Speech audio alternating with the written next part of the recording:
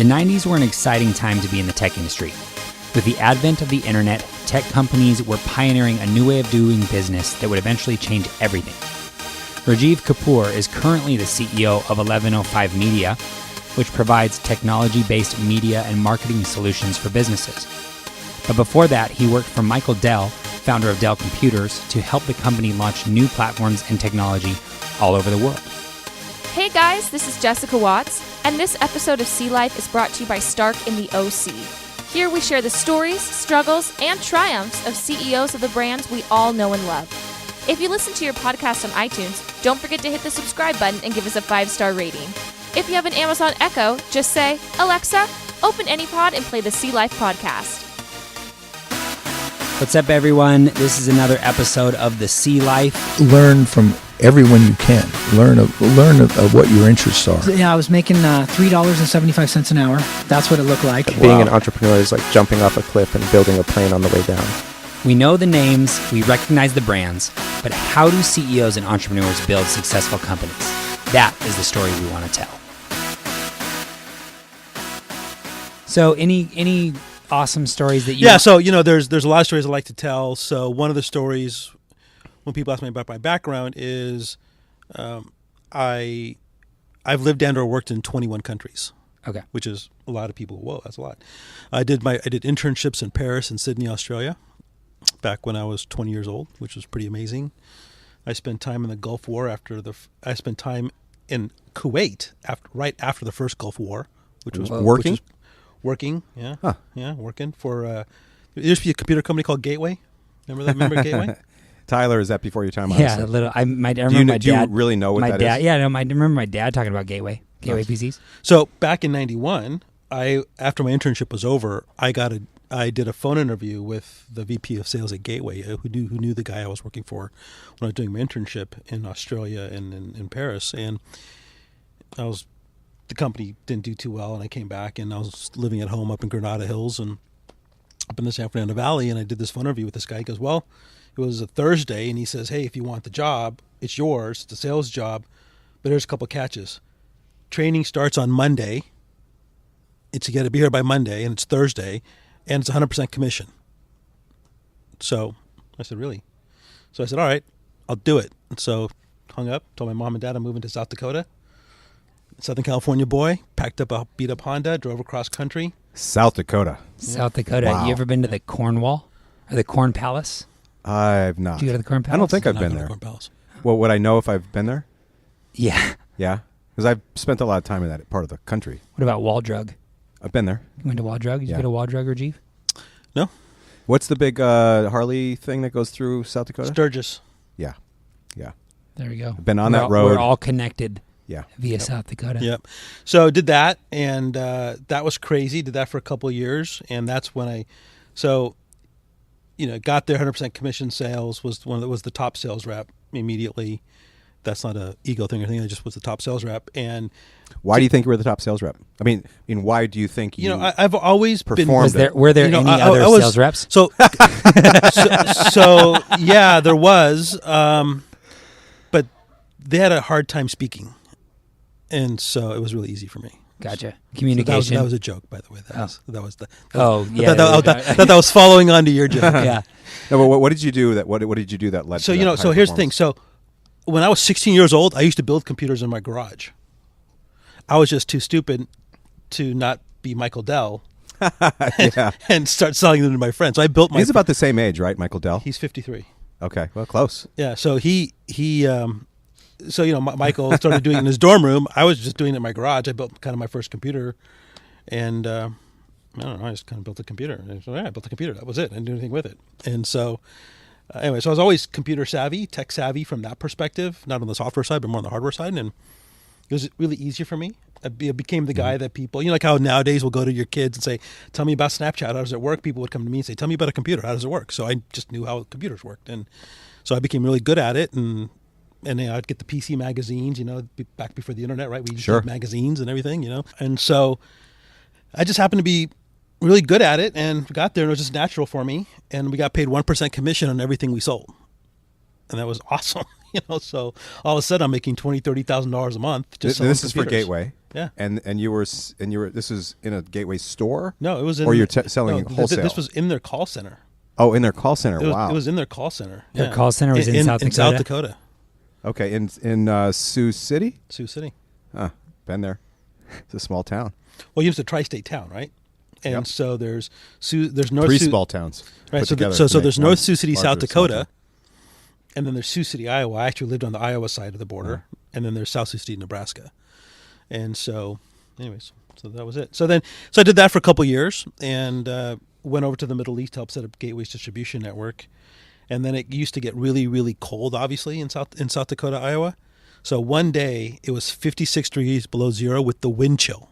56 below. Yeah, with the wind chill. And my gosh. engine block on my car literally froze up. So Did you have one of those plugs no, to keep it warm? no. And so Rookie move. Yeah, well, so I said, okay, I can't handle this anymore. It was murder on the social life too, by the way. But so, so I said, I can't handle this at the age of 23. I said, so I ended up driving back home and to leave my car because I had a sports car out there and I wanted to be in the snow. And so drove my car home. On the way, I stopped at an old computer trade show called Comdex. Maybe you've heard of it. Yeah, absolutely. So I stopped there and I actually stopped by the Dell booth. And I met a bunch of guys from Dell, and they're like, "Hey, you should come and work here. We don't have anybody from Gateway working at Dell." I said, "All right, I'll think about it."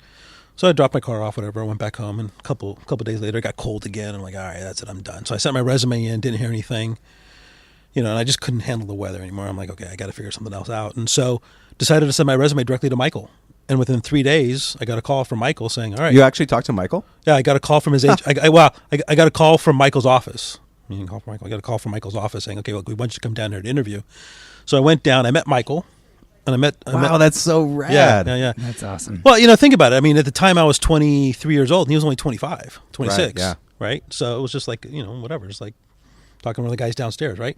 And he's an original Texan or not, Michael? Michael, yeah, he grew up in Houston. Oh, okay. Yeah, he grew up in Houston. And Dell is based in Austin, right? Austin. It's a great town. Great town.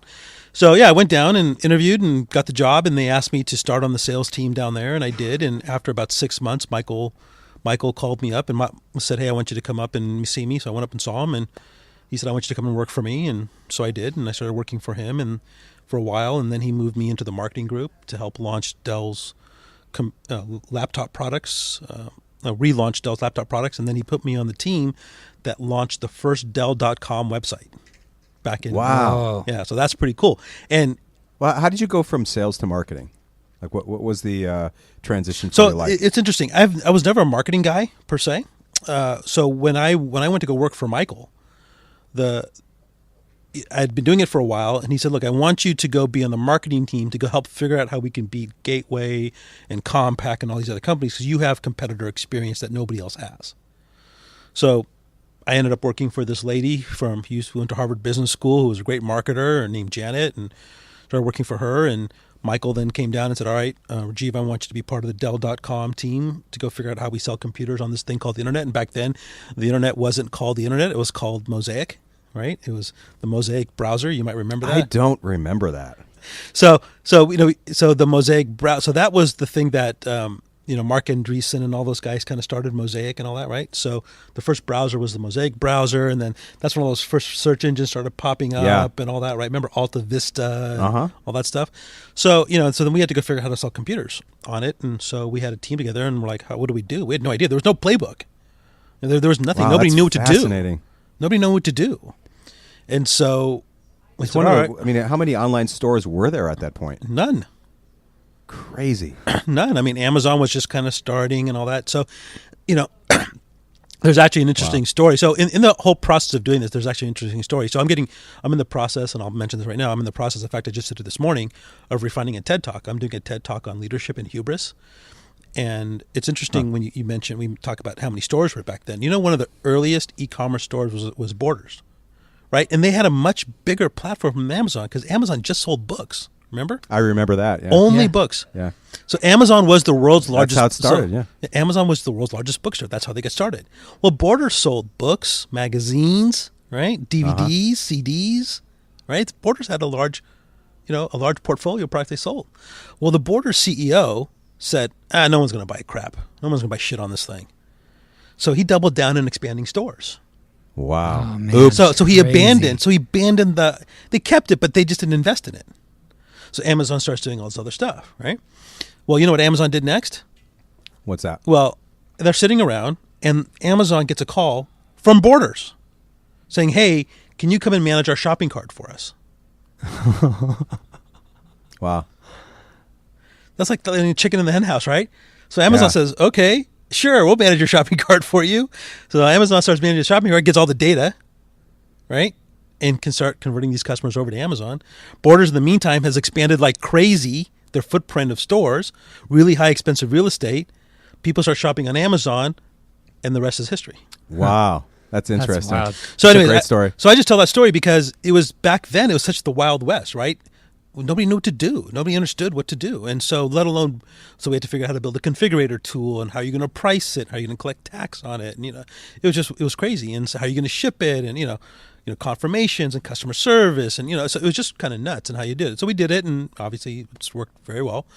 And from there, they asked me to run, to help launch the SMB, small, medium business portion of Dell, which was really cool. And then eventually I launched that business with a couple of other folks. And eventually they asked me to run the Western region for Dell. So I grew that from about a $27 million business in the SMB space to about $1 billion P&L.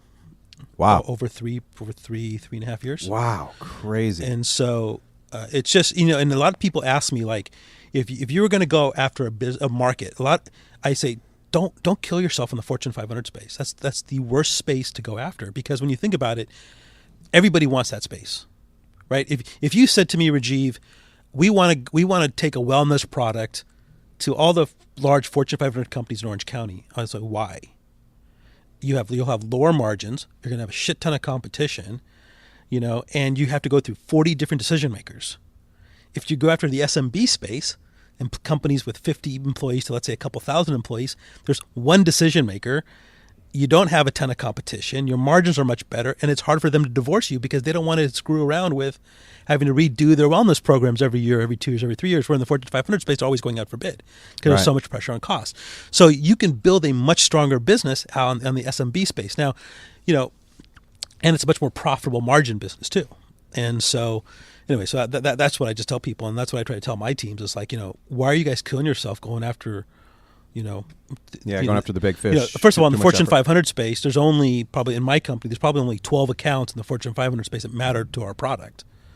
If that's the case, there's only 12 accounts that matter to our competitors too, and all of a sudden you have 40 competitors calling on 12 accounts. Yeah. It's crazy, right? Bloody ocean. But guess where it's a red ocean, right? But if you want your blue ocean, go after the SMB space. And so we launched the SMB business, and that was fantastic. And then I did that for a while, and I was flying a lot, got married to my wife, Mina, and she didn't want to live in Texas. And so I was on a plane anyway to the West Coast all the time, and I grew up here. And so we decided to move. So we moved out here to Orange County. She didn't want to leave. She was okay leaving Ohio, huh? Well, at the time I met her, she was living in Miami, and she was working in Miami. She had gotten her master's in architecture. Not Miami. University of Miami. Okay. Yeah, the U. And I tell a funny story about my wife, and there's a funny story where I tell people that she did her master's at in architecture at the University of Miami the same time The Rock was playing football. Huh. And I said, oh yeah, she dumped The Rock for me. Yeah. And so I would too. So I told that story. So we ended up moving out here in Orange County. This was like in 1999, and after we were here for about almost a year, the day we found out we were pregnant with our first son, Sean, who's now 17, who's going to be going to college next year, that afternoon, so we found out in the morning, that afternoon we got a call from Michael saying, Rajeev, we want you to go to China. And so we said, all right, we'll go to China. But tying that back to the story about The Rock, a couple of weeks earlier, I had jokingly just messed around, and I'm a jokester and prankster, whatever, and I just said, oh yeah, she dumped The Rock for me, and I didn't think anything of it. So we ended up moving to China, and we were there. So this was pre 9/11, by the way, right? This was when the only Western civilization in Beijing was a small little TGI Fridays on Embassy Row. There was nothing else. Oh, crazy. And the only thing on TV you could watch was billiards and Italian Serie A soccer. Wow.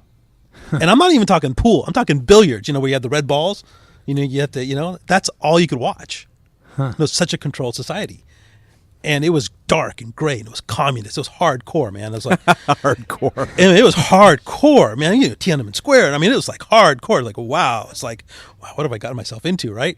I go to the office, and everybody's speaking Chinese, and I expect them to speak Chinese, but it was like crazy. And for the first 6 months of my life were just a real challenge. We're really challenged because I just, How did you communicate? Do you have an interpreter with you all the time? Yeah, well, a Mandarin's no joke, right? No, Mandarin's no joke. There's some of the folks spoke English. It's fine, but the problem is when you're there, there's two meetings happening at once. It's the meeting happening in English where people are pacifying you. I've experienced that. Yeah. And then it's the Chinese happening around you where they're saying, "Don't listen to the guy. He's a buffoon," right? Yeah. So the first 6 months were really challenging, and my wife ended up having a pregnancy complication, and so we had to fly her back, and she ended up giving birth. Sounds stressful. It was, and she ended up giving birth to Sean at Hogue over in Newport. And I came back for the birth for a couple of weeks. Then I came back, and then Dell said, "All right, just because of the medical situation and what's going on, why don't you guys just shift to Hong Kong? And Rajeev, you can just fly in and back and forth." And I said, "Okay, fine." So when Mina came back, we actually moved to Hong Kong at the time, and we lived right in the central part of Hong Kong, which was just amazing, just an amazing experience, expat life. How long did you live there? So we were in China and Hong Kong for 2 years. So we did that for a couple of years, helped kind of get Dell China going with a bunch of other folks, a real team effort.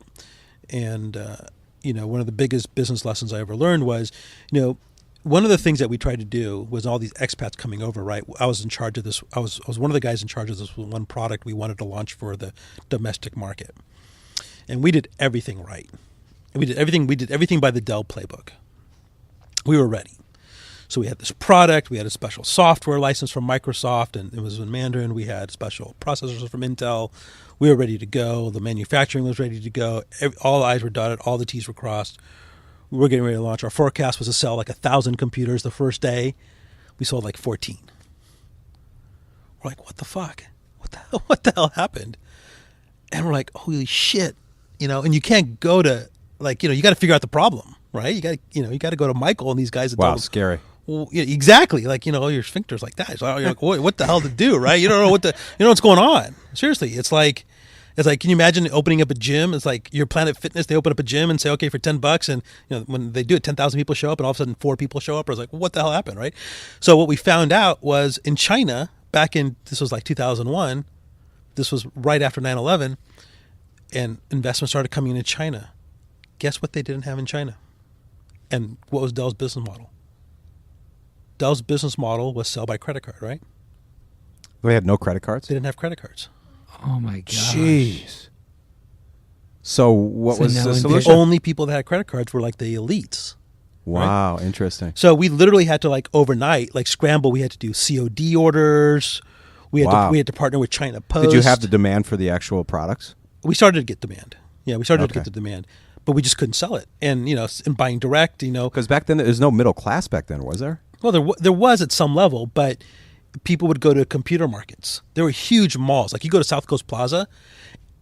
Imagine South Coast Plaza, but nothing but computer parts.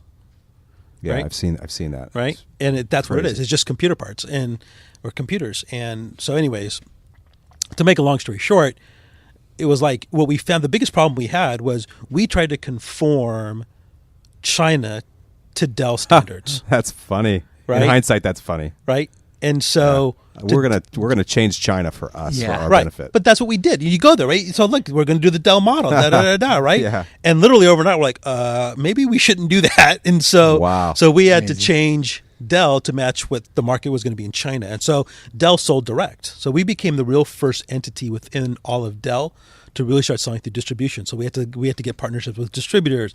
We had to get all kinds of different things going. We had to do a contract with the China Post where we would do delivery to the post office, and people would come with a certified check and pay the post office. The post office would give it to us, the money minus a small fee, right? So you did some direct to consumer sales, but you also had we traditional were able to do distribution? some, and then we started partnering with credit card companies and so we started putting credit card things in the boxes and getting people. Interesting. Okay. So Dell, interestingly enough, was one of the first companies to help pioneer credit cards within China, and so That's so cool.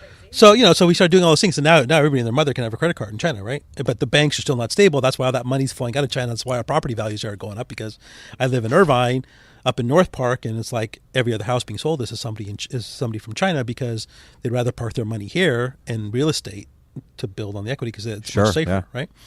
So ended up doing that for a couple of years when Dell moved me to Singapore, which was amazing. If I could live anywhere on earth, it would be Singapore. Really? Why is that? Oh, just amazing. What's amazing? Just amazing. It's clean. But I imagine so the air quality to being poor. Is that wrong? No, it's fine. It's I don't know why. clean. It's a jewel of the Orient. It's 2 hours you're in Bangkok, 2 hours you're in Bali. You're 4 hours you're in the Maldives. You can go up to Hong Kong in 3 or 4 hours. It's just so much to do. It's amazing food. You get a little bit of island fever, but you can just travel anywhere you want. It's just amazing. It's just clean, and it was just so much fun. It's just crazy. It was so much fun, and we just went back. Our youngest son was actually born in Singapore, and so we just went back to show him where he was born and everything. The weather's not the greatest. Humidity rains a lot, but it was just a lot of fun. We just had a great time. We'd go back in a heartbeat. You'd go back and live there in a heartbeat? Yeah, I mean, I think if somebody in a couple of years came to me and said, "Hey, Rajeev, we want you to be the CEO or go run a business, whatever," that's headquartered in Singapore, in Asia, or whatever, we'd go. We'd go, but we wouldn't go right now just because Nick's going to be a sophomore in high school. We'd want to get him through high school, and then once we're empty nesters, then at that point, and depending on what happens at 11:05 here over the next couple of years, then yeah, we'd go. So, then that was Singapore, your last stop with Dell. Yeah, so Singapore was my last stop with Dell, and I was traveling 6 days a week, and the seventh day I was on my Palm Pilot. So then I got, my wife's like, "You know what, honey, every Dell VP I know is divorced." So I'm like, all right, okay. So we ended up moving back here to Irvine, and I left and said goodbye to Michael and everybody I met, and they're like, "Okay, if you want to come back, you can come back." So I became the president of a small little e-commerce company over here in Irvine. You see, it's right across the street from. It's right up here. Where are we? It's right up here. Smart Home. Oh yeah. So I was president over there for a couple of years. But anyway, so this is interesting because we get back from China. Remember, now this is 4 years ago. This is 4 years later, 4.5 years later, we go to a party. And these women randomly walk up to my wife and she goes, "Are you the one that used to date The Rock?" So for 4 years, the little white lie I told just for fun has been circulating in this little community and across all of China. So I thought that was pretty. So that's the tie back to the Rock story. And so anyway, so did the Smart Home thing for a couple of years, and that was a turnaround situation. We did pretty well there, and then went off to do a startup with a guy I knew, and I wanted to create this website that was around socially green products, eco-friendly type things. It was really hot, right? Back in 2007, 2008. And so we went out and raised some money. We raised about $1 million. And the day we raised our last round of about $100,000 to get us up to about $1 million, we went out. I took the team. There was like 5 or 6 of us, and we went out to have dinner over at Splashes in Laguna. I said, "I splurge a little bit and just let's celebrate." Within 48 hours, we were completely wiped out because we raised that money on like October 6th, 2008, and October 8th is when the stock market collapsed. Wow, crazy. That's when that's when the Great Recession started. Literally within 48 hours of us getting lost my money. And all my investors, I would say of my 6 or 7 investors, 4 of them literally went belly up within like 2 or 3 weeks. Wow. Scary time, huh? Yeah, it was bad. Like one of them was an architect, whatever. So, wow. so it was just a real struggle. So I ended up bootstrapping it for a while, got a little bit of help from my dad and some others, and I put some money in myself, and we started bootstrapping it. And and we actually kind of survived a little bit. And we started getting some deals in the house. We were able to launch the commerce platform. We had about 200 stores, e-commerce stores within our platform that we take a small commission on. So basically the business model was if, let's say you wanted to sell Stark clothing, eco-friendly T-shirts that Stark on it, you'd come to our website, we'd give you a little shopping cart, you put it there, and we took 15% commission. Whatever. So, gotcha, like an affiliate. It's but it's a little bit more because we gave you an actual shopping cart, and you controlled the inventory levels and everything in the shopping cart. Okay. Right. So we'd receive the money, we would take 15% and send you the other 85% every month, right? Gotcha. So it's a good business model because we get the cash right away. We would pay at the end of the month, right? So if the earlier we get the revenue, the better off from cash flow. Sure. So we started doing that. Well, what killed us was when the election happened in 2010. The whole going green, climate change, that whole thing became a political hot potato, right? Al Gore's movie came out. Certain people didn't believe in the science. That's the guy that invented the internet, right? Right. Okay. Yeah. There certain people didn't believe in the science. Climate change is just natural. It's not man-made. It's a fabrication by liberals and Democrats and back and forth. So the minute it became a political hot potato, we just couldn't raise any money. We just Yeah. Nobody in Silicon Valley wanted to touch it. No, we just couldn't raise any money, and we weren't making enough. And then finally, I decided to just shut it down. When was that? When you decided 2011. Oh, so you guys held on for what, a few years? 3.5 years. Wow, that's a long time at that point in time. Yeah. So Jeez. so we shut it down and learned a lot.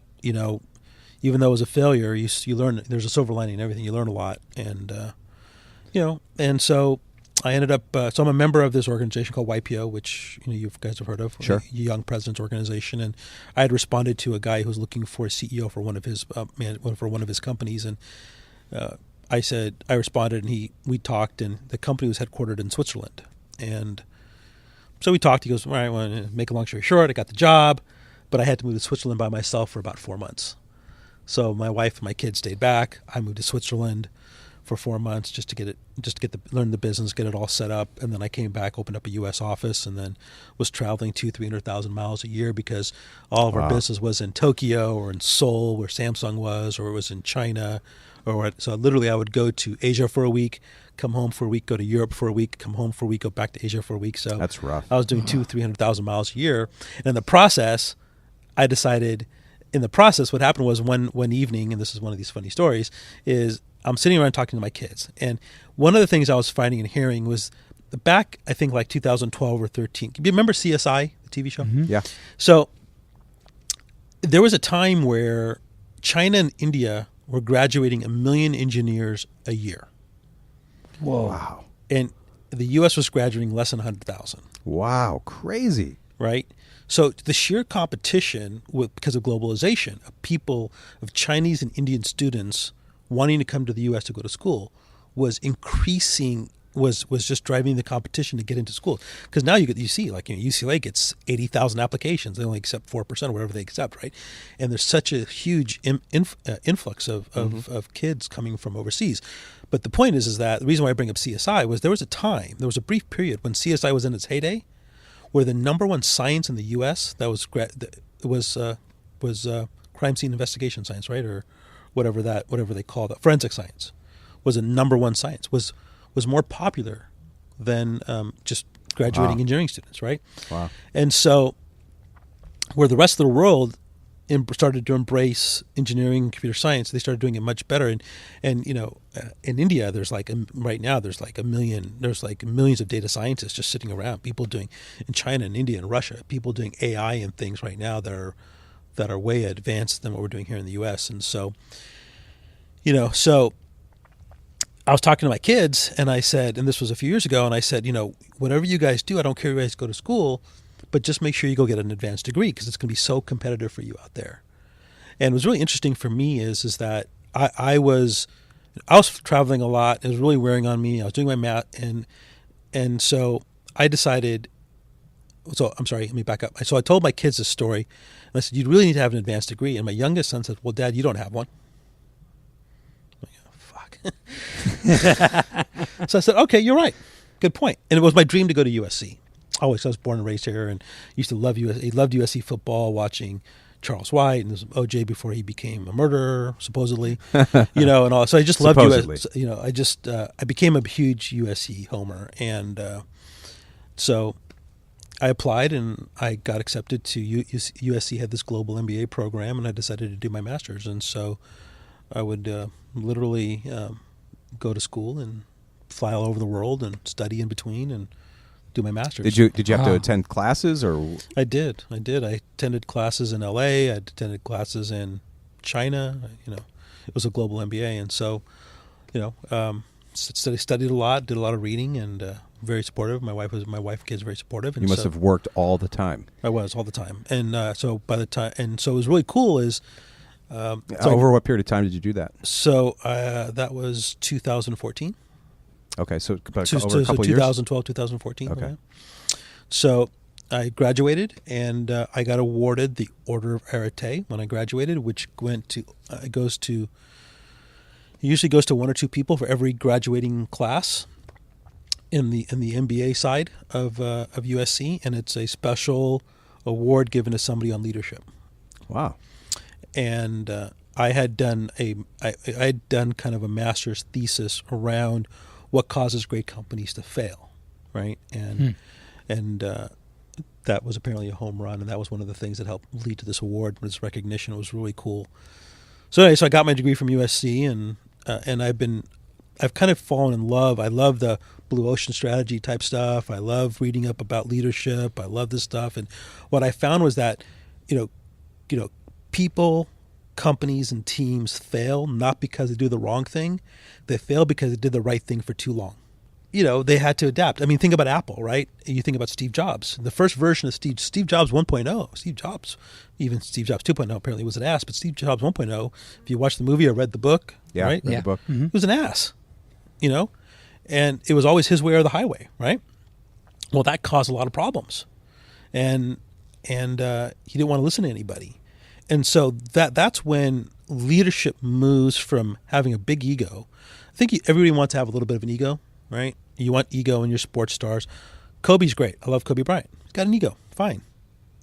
It's when ego turns into narcissism, and narcissism turns into destruction, a destructive behavior. That's called hubris, right? Icarus flying, not listening to his dad and flying too close to the sun, melting his wings. Whatever happened to Motorola? Remember those guys? Yeah, Motorola, same thing. The flip phone, Yeah. Motorola had the same thing, right? All those guys, they all Motorola knew, pagers. right? Right. So they all had it, right? So it's so I do my little research. I fall in love with this idea of what happens to these companies, and it's not just companies. It's teams. It's people. It's individuals. It's people here who are here breasting their ass trying to lose weight. It's like I know I am. My biggest problem is I'm a little bit of a stress eater, so I need to do a little bit better job on my diet. So I got to think of something different what to do. But the point is that she's here. You need to figure out what to do. Well, listen to our next Stark Naked podcast on grit. I think you need more grit. Yeah. What do you think, Tyler? Yeah, definitely grit. So anyways, Sounds like you have a decent amount Yeah, of I grit. think you've got grit. so Not diet grit. yeah.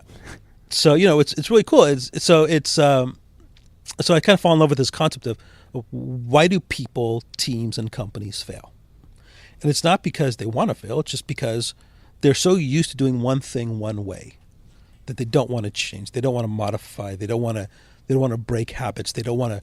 What got me here is going to keep me here. What got me to the dance is going to keep me at the dance, and that's not necessarily true, right? And so I ended up doing the whole European company thing for 3 years. It was an audio technology company. That's when I kind of got my first taste of really building out algorithms for companies. And we were competing with Dolby and DTS and these companies at the time. We had won the Samsung business, and we'd done some stuff with Toshiba and a bunch of Philips and some other brands. And so, but again, I was flying around all the time, never seeing my family, and ended up doing some consulting work for a company. So I decided, I just can't keep flying 300,000 miles a year. And I had gotten my master's, and I decided, I can't do this. It's killing my health. I was having back problems. My blood pressure was going up all the time, and so I decided to leave. And within a month of me leaving there, doing some consulting work for a buddy of mine, I was offered the job at 1105 as CEO. So I've been there now for 3 years, and we're a B2B media technology company, and it's kind of where we are. Tell us a little bit more about that business. So 1105 itself is a holding company, and within 1105 there are 6 companies. And these companies are B2B marketing and media companies. So what that means is that they help businesses sell to other businesses. And the verticals we focus on are the big data analytics verticals, the enterprise computing and emerging technology markets, as well as the predictive analytics space. We do it for the federal government market. We do it for the Predictive analytics? Yeah. What's that exactly? So predictive analytics is taking your data. So, for example, a simple way of looking at it is taking your data. So here at Stark, you would take all your data you'd get. You'd say, okay, we noticed that we have a huge influx of customers coming in at between 4 and 6. So we got to make sure all the guys, everybody's available between 4 and 6. So that's taking all the data in and saying, can the data tell me a story? Well, the story it's telling you is, hey, you better make sure you have people here at certain times. Otherwise, you're going to frustrate people because they can't get in. It's one of the companies I've done some consulting work for. They were doing some products for Taco Bell and Domino's and Pizza Hut and all those guys. So Taco Bell and Pizza are owned by the same company, right? Yum Brands. And so they were having a problem. What their problem was that in the Midwest, where high school football is really, really, really popular, they'd get killed. Right? They just couldn't staff properly, right? Whenever there's a high school football game and 30,000 people walk out of a stadium to Domino's or Pizza Hut or Taco Bell, it's like you're just hammered. What do you do? So we ended up working with a company, and we went out and built predictive algorithms that said, okay, if you put in your football schedule, it'll automatically calculate how much pepperoni you need to have, how much meat you should have, how many taco shells you need to have, how much guacamole you should have, how many people should be on staff at that time. Maybe the days of the football game, instead of opening at 6 a.m. or whatever, instead of opening for those days, open at 11 a.m., right, on those Fridays, and go from 11 to 11 as opposed to, let's say, 10 to 8 or 9 or whatever it might be. So is your company is actually providing these analytics for different businesses? So we have a division that does the education and training for those analytics, and then we have our own set of algorithms that we built where we can track and we can sell to companies what products or what companies are in market to buy a specific product. So an example of that would be, let's say, pick a company. Let's say, I don't know. Let's just say Dell, just because I worked at Dell. So Dell, Dell's not currently using the product, but so let's say Dell can come to us and say, hey guys, we have a product category called virtualization software. We'd like to know what companies right now. Can you tell us what companies are in the market to buy virtualization software? Through an algorithm, not through a sales rep calling, but through an algorithm. Sure, no problem. So what we do is we have an influx of data that comes in. We have data partners. They give us what we call a fire hose of data. We then wrote an algorithm that can go take all that data that's coming in, and we're patenting the algorithm. And the algorithm takes all of it and cleans up all the data and says, okay, based on what people are doing, based off their reading habits, based off their time they're spending on certain places, and based on how often they're going back and forth to certain spots on the web, we believe these are the companies that are interested right now that are trending to purchase virtualization software. And right now our algorithm is about 25% right, which is pretty good. So we can predict 1 in 4, and we're very much focused on the enterprise space. So that's one of our companies. That's one of our divisions. And then we have an infrastructure group that does a lot of B2B marketing for companies in the infrastructure, home mobility, facilities space. And so that's what makes up 1105. We've got about 190 employees and private equity backed. Are you enjoying it? Yeah, I love being the CEO of a company. I love being the leader of a company. It's a little bit of a turnaround, but I love the challenge. Is it turning around? Yeah, the hard part is with 6 companies, not all 6 companies are always rowing together. So what I try to tell people is that I might be the CEO of 1105, but when I walk in the morning, I have to wear 6 different hats. Yeah. I'm not wearing one hat. So I'm literally juggling 6 companies, and that's great. It's exciting. It's different. It's always the chance. Well, there's a company there's got to be one company that's always having a challenge. So we might have one quarter where 4 companies are doing really well and 2 companies are doing bad, or we might have 3 companies doing well and 3 companies are not doing so hot. Or we might have 4 companies doing really well. One's okay, one's not good. Right. So getting all 6 to move forward together is hard because they're all in totally different markets. Huh. They're in, one's doing facility management stuff. One's doing the federal government. The federal government business right now for us is tough just because, look, there's a lot of noise happening out of the federal government right now, right? When we can all see it every day, what's happening. So it's, it causes a little bit of turmoil and trepidation in that market. So that's a challenge, and there's nothing I can do about that. So, and we're trying to, we launched that sixth company, the predictive analytics company internally.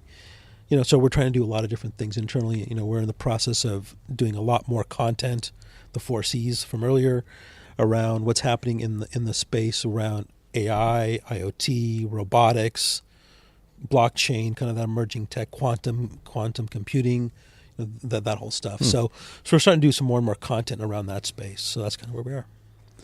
Cool. All right, change gears real quick. We're ready for the muzzle load round. Will you explain? Yeah, Rajeev, you know what a muzzle loader is? Yeah. So, you've heard of rapid fire round. Mm-hmm. Well, this is like the rapid fire round, but we don't want it to go that fast. So it's kind of like like a muzzle loader, like we shoot a question, then a little time to reload. And so think of these as shorter-ish, medium speed rounds. Okay, so muzzle load round. Question number 1: who or what has influenced you the most as a leader? Michael Dell.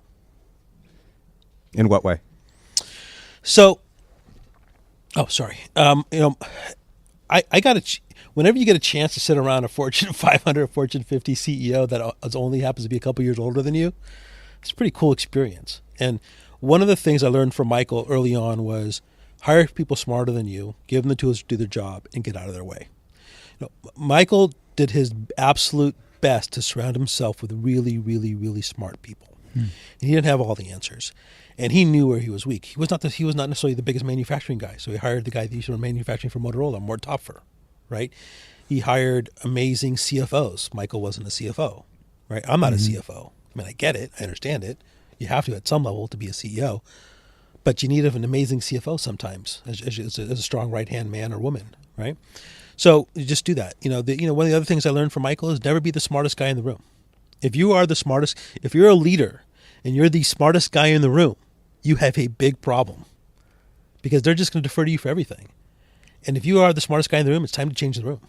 You can't be the smartest guy in the room.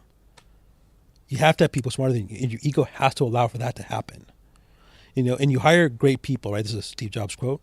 You hire great people to have them tell you what to do, right? And not the other way around. And so those are just some of the things you learn from Michael. There's a lot of other things, right? It's, Michael used to talk a lot about victory laps. Michael was, it's your job to sell. It's your job to overachieve your quota. It's great. Give yourself a pat on the back, but keep going because that was your job, right? Your job, meeting your number is you're just meeting the expectation, and that's fine. Good job. I'm proud of you for doing that, but let's get really excited when you really blow it out, right? And if you're going to take a victory lap, just make sure it's short, because here's the thing, business in the business world, in a capitalist society, it's a what have you done for me lately world, right? People, you might do really well 1 quarter. We might do really well 2 quarters. But be careful, because if you have a little bit too much of an ego and you celebrate a little bit too much and you miss that 3rd quarter and you're not thinking about how you'd have a long-term sustainable business, it could come and bite you, So those are just some of the things, that I learned, from Michael. Awesome. What are you reading, listening to, or subscribed to currently for personal and professional or professional development?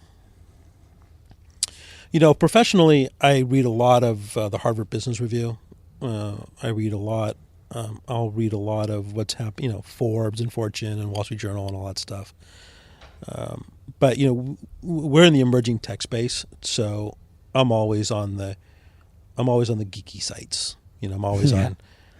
What are some of those geeky sites? Well, I'm a lot on Fast Company and Inc. and Mashable and some of that stuff. I'm just to kind of stay on top of what's happening there. Our own publications, 1105, are very good publications for me to read up on what's happening.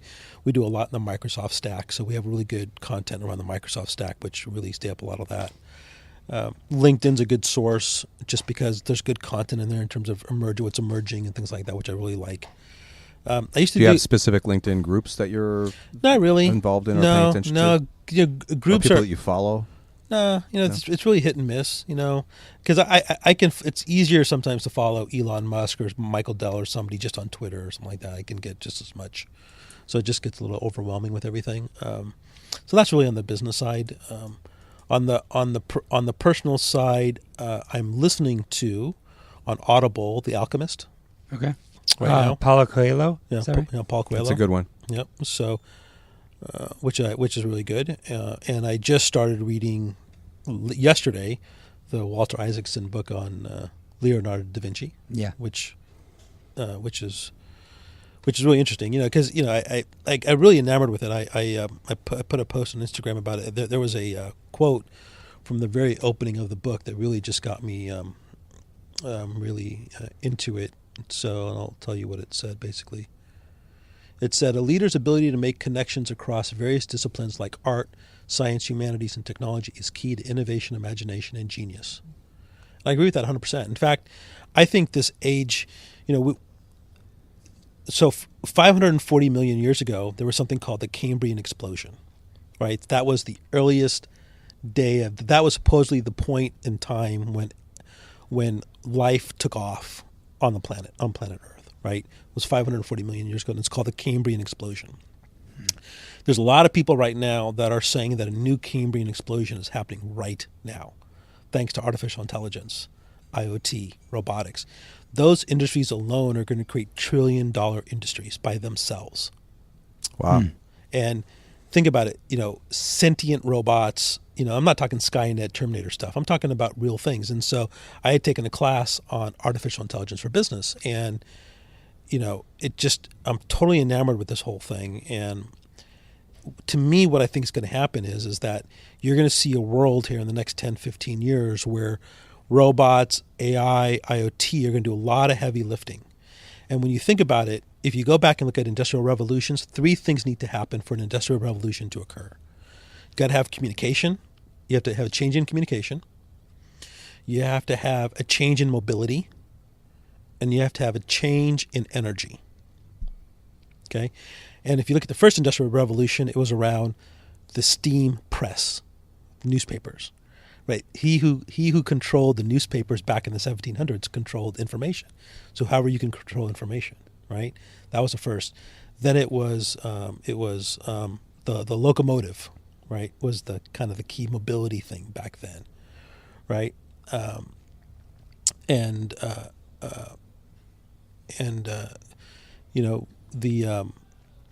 energy thing was the whole I can't remember 100%, but I think it was like the steam. Coal. So it was coal. So coal was kind of the thing that was just starting to come up back in the 1700s. That's what led to the first industrial revolution. The second industrial revolution was around was really understanding the communication thing was the telephone, right? The ability to talk to people around the world. The telephone was the next big communication thing, right? Mobility wise, it was the combustible engine, right? Cars, right? Energy wise, it was oil. That's what led to the second industrial revolution. And now the next industrial revolution, they're saying we're basically in it, is what's happening now is communication-wise is IoT. IoT is supposed to change the way, think about it. Alexa is an IoT device. In the future, you're going to be able to, Tyler, in your new home in the future, whether it's in 2 years, you can do some of it now, but in a couple of years, you're literally going to be able to leave the office. Your phone, you have an iPhone, or what do you have? Yeah, iPhone. Your iPhone can through the cellular network will communicate to your home saying Tyler has left home. It takes him 13 minutes to get home. When it'll know when you're maybe a couple hundred feet away from your garage, it'll open your garage door for you automatically. You're going to park your car. In a couple of years, you might even have a Tesla or something where it's autopilot mode, right, an autonomous car. And you will then park the car, but your garage door will close. But here's the thing: your lights will turn on how you like them turned on. Your coffee maker can start because you just got home, or whatever. You can turn on to the you can play your favorite U2 song right when you walk in the house. And so a lot of these kind of Star Trek-y type things that you've seen on TV are going to be real. Are going to be real. What song would you have it play when you walked in the door? I'm a YouTube. Rock Me Like a Hurricane, We Will Rock You. my two favorite songs are "Lose Yourself" by Eminem and "Where the Streets Have No Name" by U2. Those are my two favorite songs. Like it. Yeah. All right. So, last one. What habits or routines do you have to stay on top of your game? that's a really good question. I don't particularly have habits and set routines, just because my calendar, and Jess will know, my calendar is really funky. I am always all over the map because, like I said, there's 6 companies within the portfolio, and so it's really hard. So I don't necessarily have a set routine. I think for me, it's, what keeps me grounded is my wife, my kids. We have a dog named Chewie. I'm a Star Wars nerd, so he's named after Chewbacca. He looks like Chewbacca, actually. He's a chocolate labradoodle. I have to, so they keep me grounded. I wish I could say I wake up at 5 o'clock every morning and I go meditate for 20 minutes and then I go do this and I take a shower and I take a cold shower because I'm told taking a cold shower is the way to go. And I wish I could say I do that. It's just, I've got just so much happening, right? And from a work perspective, it's sometimes hard to balance. And so I need to do a lot better job of that. Try to come up with a schedule. I'd love to be able to wake up at 5 o'clock in the morning and go sit and meditate and, come here for an hour in the morning and get it done, get it out of the way, or in between workouts, I can just come do some cardio or stretching or whatever, right? Just to kind of get it, just to do it, and then head back home, take a shower or whatever, and come to work, whatever, and do whatever. But I'm probably addicted to my phone a little bit too much. Yeah, my wife and my kids will probably tell you that. I love movies, and there you go. Awesome. Thanks. So people want to learn more about what you're doing, connect with you, your social medias, websites. Yeah. What's your best social media platform? I'm on, my LinkedIn account's pretty updated. So if people want to connect with me on LinkedIn, that's easy. I'm trying to build out the Instagram thing just for fun because I think Instagram's kind of fun. Don't really use Facebook too much anymore just because I get tired of arguing with people about politics. When I have to justify why I think it's bad why school shootings are bad, and I have to fight with people about why it's bad. It's when I say, okay, I'm done. So, and I don't really tweet that much. And if anything, one of the things, I guess, I'm a huge Laker fan. So if anybody wants to connect and talk about the Lakers, I'm happy to do that. But and your website, your company's website? It's 1105 Media, so that's 1105media.com is the website. All right. Check it out. Awesome. Thanks, Rajeev, for the time. Thanks for joining us. Awesome. Yeah. My pleasure, guys. Thank you. Thanks, everyone, for listening. Today's episode was produced by the talented Jessica Watts. And if you enjoyed this episode, please subscribe and give us a 5-star rating on iTunes. Also, for more content, follow us on Instagram @SeaLifePodcast or check out our Facebook page, The Sea Life. And last but not least, if you're into health and fitness, be sure and check out our other podcast, Stark Naked Radio.